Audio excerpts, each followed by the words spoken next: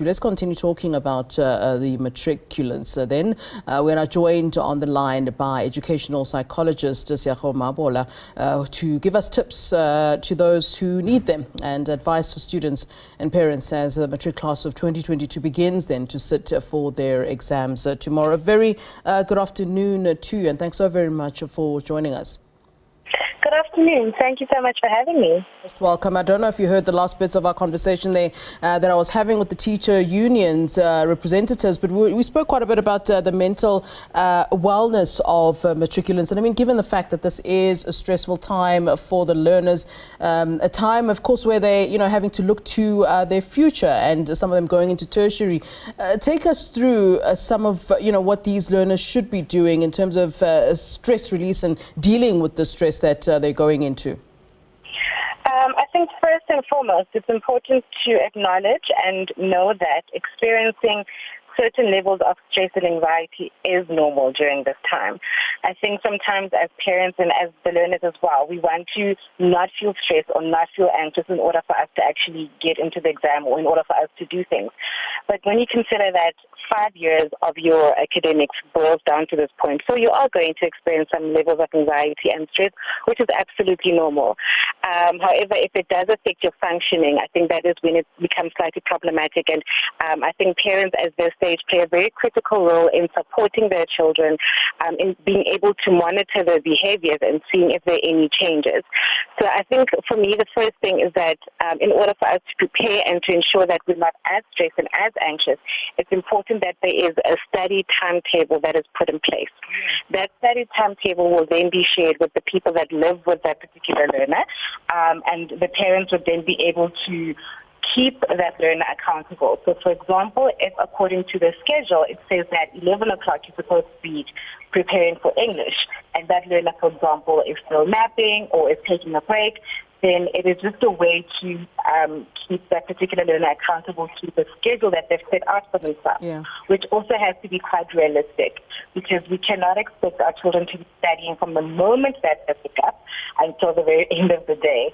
So the schedule also has to have regular breaks, has to have moments where the learners will do things to de-stress, whether it be taking a walk, having some family time, making sure that they eat really good food, nutritious food, because we also see that they would have tons of coffee and energy drinks, which is not quite advisable. Yeah, and while you're talking about schedules and performance is also quite the critical issue, which can cause anxiety and stress. How do they deal with the expectations? I mean, not just from themselves, but society at large, but also their parents, their teachers, their principals, and I would imagine that the students that do particularly well would feel the brunt of this, because one is expecting them to deliver those distinctions that the school wants to show off with, for example. Definitely. I often say that when learners go into an exam situation, they need to do their best. They don't need to do the best, because everyone's the best is quite subjective, right? So if you have a learner whose best is 60%, then they need to do that. Or if someone else's best is 80%. So it's quite important that we don't compare other people's best. And the second thing is that we also need to know what is within our control and what is not within our control. So the amount of effort that I put into studying, that is within my control. What is in the question paper, that is not within my control. How the markers going to mark my exam paper, that is not within my control. So I think it's important that we're able to focus on the things that we do have control over and really give the best that we can into those situations.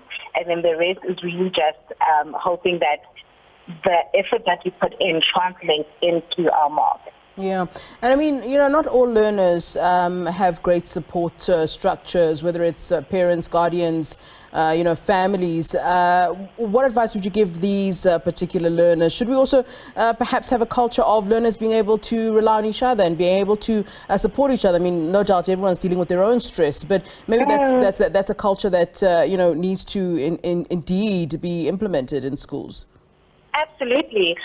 During COVID, there was an initiative that I saw somewhere online where there was a global library where students and learners were able to get onto this platform. And the purpose of that platform just to study. And if it means that, within our particular South African context, there are study groups or groups where learners can just support each other, because no one knows how difficult it is to be a grade 12 learner in 2022 like your peer. So I think that connection also needs to be brought up, because I think, like you mentioned, it's such an important aspect. I think additional to the normal stresses that a grade 12 learner is facing, now they also need to ensure that when they plan their study timetable, it is aligned with the load shedding schedule, which is now another can of worms, which, is out of their control. But what can they do with the time that they have? Yeah, Seago, it's been a pleasure talking to you. Thank you so very much for giving us your time. The educational psychologist, Seago Maapola, weighing in, of course, as the Matrics sit for their end-of-year Matric Exams, which start tomorrow.